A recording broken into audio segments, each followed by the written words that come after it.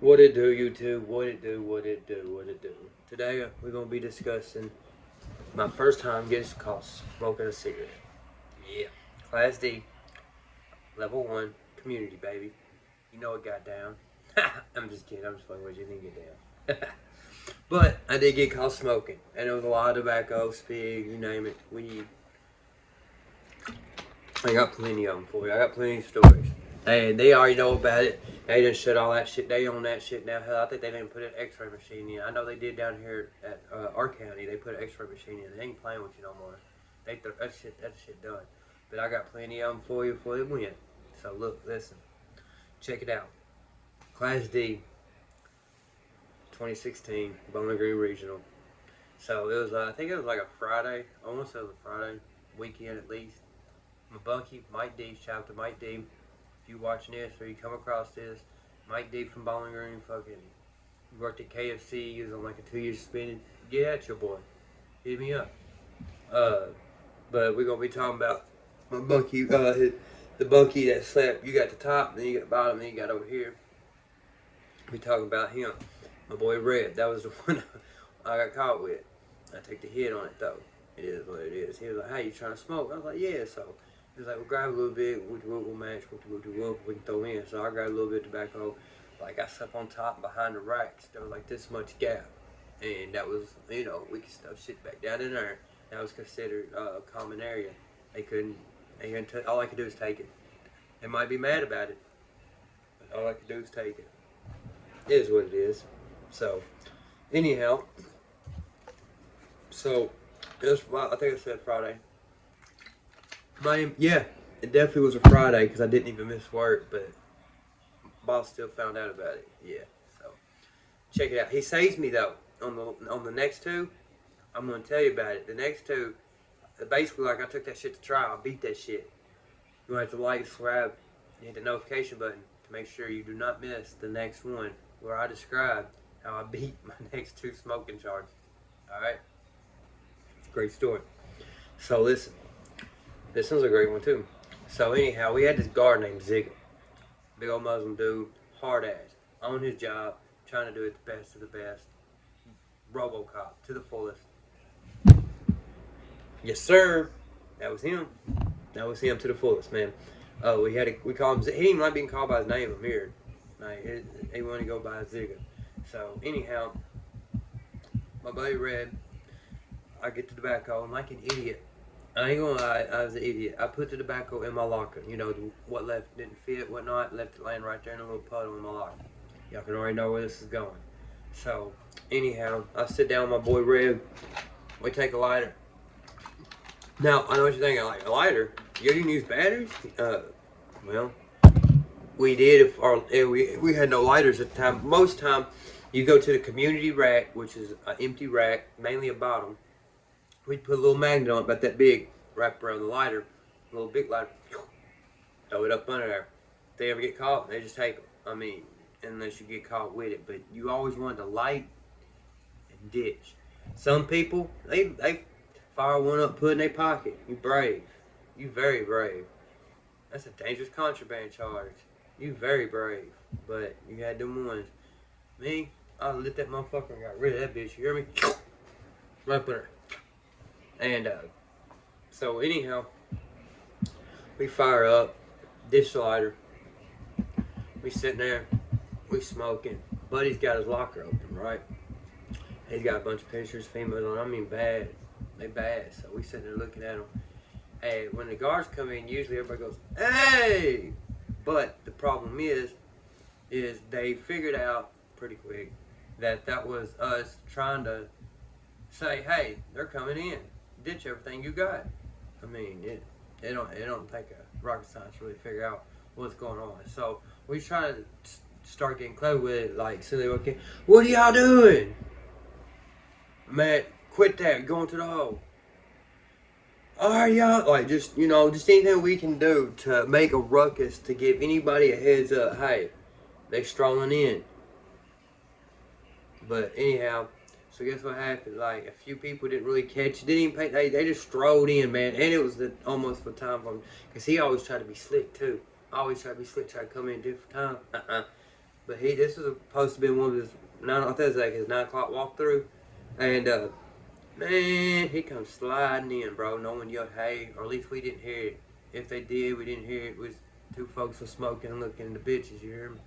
I'm sorry, females. My bad. I'm sorry. I'm sorry.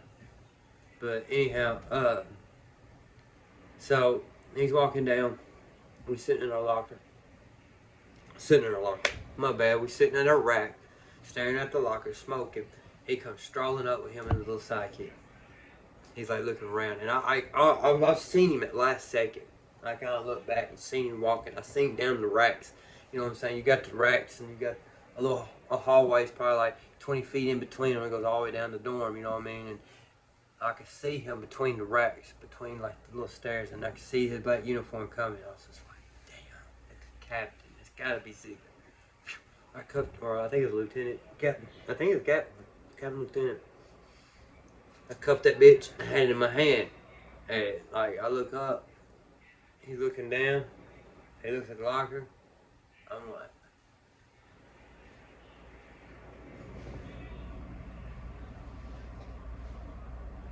fuck, come on out. I was like, man, we just sitting there staring at the females, because also, they didn't like you double bunking.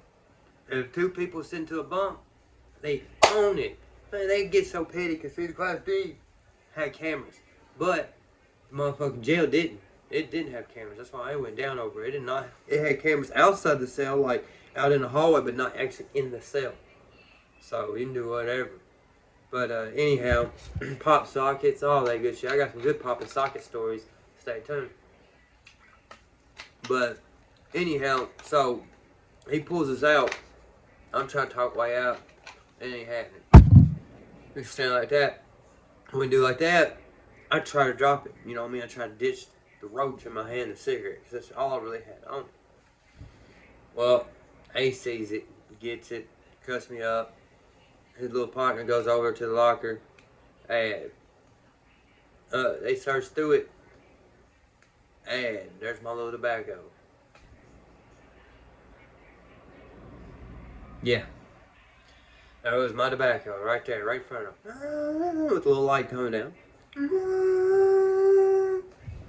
Yeah, that was happy. I know they was. Ha! They was probably looking at me like, you dumbass. Come on, cuff up. So we had to cuff it up. And then we went straight to the hole. And I'm not even gonna lie. That one was caught red-handed. I mean, it is what it is. You get 2 strikes. If after 2 strikes, they set you down for 30 days. If they like you, they brought you back, gave you another shot. If they didn't like you, you was on the next bus out of there. See ya. Holla. And they gonna try to. He would literally tell either his assistant. I've heard him telling inmates. He would literally just go close his eyes, go point to a wall, or have someone close their eyes, point to a wall. Big old map of Kentucky. Where their finger land is where they're going, and he always tries to hit Eastern Kentucky too. So as far as he can send you. See ya. Far as from your family, like real, you piss them off. Real, they can do some real dick moves for real. I mean, it is what it is. I mean, what can you do about it? Nothing. It is what it is. So yeah, they do some bullshit like that, and it's pretty crazy, man. Like I'll never forget me getting caught smoking, and fuck it.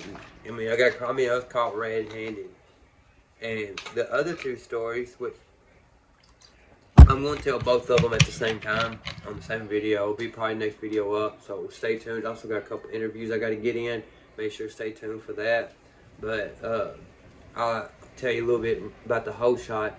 So went to the hole. They only give your mat like 4 to 6 hours if you're lucky. At the time, they wasn't trying to give them to you. At the time, they was trying to take them from you as soon as they could. You was sleeping on concrete, and they gave you the worst of the worst mats. The worst. It was that thick. Yeah, that's what they was. That thick. Hey, you couldn't sleep. I mean, you just laid there all day and hear the light.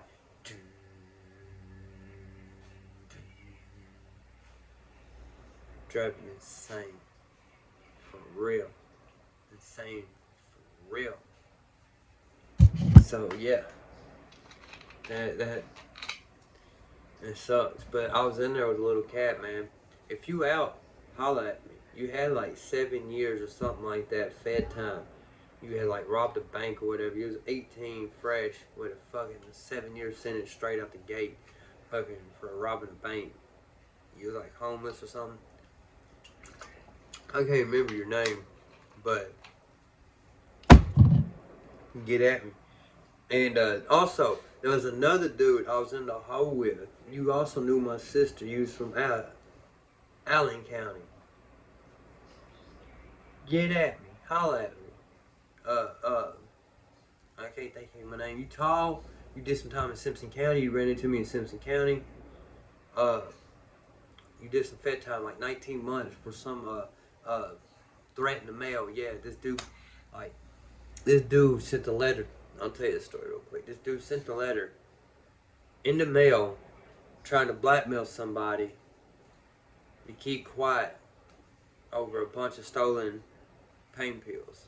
Which that dude ended up getting busted and doing Fed time anyways, unrelated to him. He actually got caught because he sent the letter to the dude, and then the dude just ironically at the same time gets popped. Ha! Ain't that a bitch? You gonna blackmail somebody, send them a threatening ass letter about to their family and shit, wanting thousands of dollars for all these narcotics that you know that they have, that are you're not supposed to have. They're stolen from a pharmacy. Dude, it was a big ordeal. I actually might make a video breaking the whole situation down. My little buddy, long story short, sent the letter. Just so happened they got busted at the same time, so the feds intercepted the letter and hit him. Hit him with a petty ass like misdemeanor mail crime for her sending a blackmail letter through the mail. I don't know. It was some petty charge. But yeah. I'm gonna dude. If I can get a hold of dude, I'll make a video about it. I might go ahead and make a video about the case anyway. It's a pretty big case down this way. It was involving thousands and thousands and thousands and thousands of stolen hydrocodones and assortment of pain pills and stuff. Because let me go ahead and break it down to you. I went to prison over pain pills my damn self. Like, I'll break it down. The whole situation. There's two different scenarios that actually sent me to prison. You know what I mean? Yeah. Two different scenarios that sent me to prison. Because my charge originally wouldn't send me to prison. But how it all, yeah, I'll talk about it. Like, yeah, I'll be breaking it down. I'll be breaking down. I got plenty of street stories, probation violation stories, fucking rehab stories, halfway house stories. I seen it all. I was in the streets heavy, dope game heavy. I was part of the last bit that got to experience the so-called Oxycontin Express. If you don't know about it, look it up. I'll also be doing documentaries about Kentucky's fall through an opiate, because I actually lived through the opiate epidemic. I was part of the opiate epidemic. Crazy wild stories involving the opiate epidemic. So stay tuned. Thank you for tuning in. This is I-65 Street Connected, and we scoop down I-65. I'm out, boy.